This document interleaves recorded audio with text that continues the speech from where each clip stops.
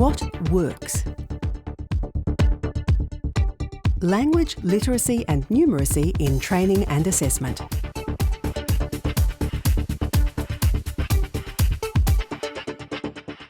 We don't want to set students up to fail. It's very important. We go online through our student portal and we log in, and the students will sit down and run through a series of questions, one on literacy, one on numeracy. And when they've finished that, it actually records us a level. And so we know what levels our qualifications have. So depending on the certificate they're doing or diploma, we know what levels they're required, and we can see what levels the students have achieved and to know whether they're suitable to do that course. If they were one level below, that would be fine and we could support them on the way through. But if they were a couple of levels below, let's say, we might have to have them do some training before.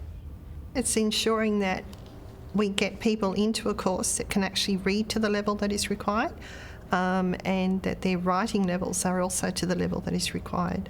We also have application forms as well, and we look at the language, literacy, technology skills, numeracy skills, and their general ability to be able to communicate just in writing to you. So what we actually ask them to do is to write 10 sentences or 10 lines and ensure that their grammar is okay. We also spend time with people individually when they're filling out their enrolment forms. You can usually get a really strong sense through observing at that point where their literacy is. After perhaps enrolment into a training specification, we could get them to self-assess. So a series of questions, commonly known as commencement question that I'm used to, a series of questions written, or it could be in a verbal delivery, just to obtain information from the learner as to their level of core skills. So they don't want to say, I'm illiterate or I'll need support in the classroom. They just don't want to be saying that. But you find it out quite quickly through tests, through assessments, through assignments, because a large component of what they're doing, they have to read and they have to be able to communicate. So even if the language literacy and numeracy test doesn't identify, we identify it. We then spend time in the classroom chatting with people. In the very first few days, we spend a lot of time chatting, going around the room, getting people to speak, giving them opportunities to speak. Generally, the person with the LLN issue will be the quiet person in the group, so sometimes you might need to go over to them and start having a bit of a chat. And sometimes you can tell by their language. You think just the way they form their language, you can tell that, okay, this guy hasn't had a lot of formal learning.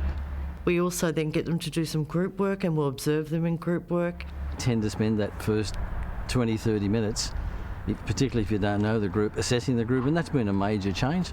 We'll get people to alternate being a scribe in group work so that that everybody has an opportunity, but that allows us to see where people's confidence are at and their literacy levels. We also get people to take home pieces of reading and then come back and ask people to individually give us an understanding of what that reading was about for them. And you'll start to see people that don't participate, and then you speak to them individually sometimes about how you're going with that. Has it been something you find difficult? Have you understood what the reading's about? And that's when they start to tell you individually. So you start to sift them out a little bit. So that's been a huge turnaround for us, knowing at the start of the year where people are at and who we're dealing with in terms of literacy, numeracy and language.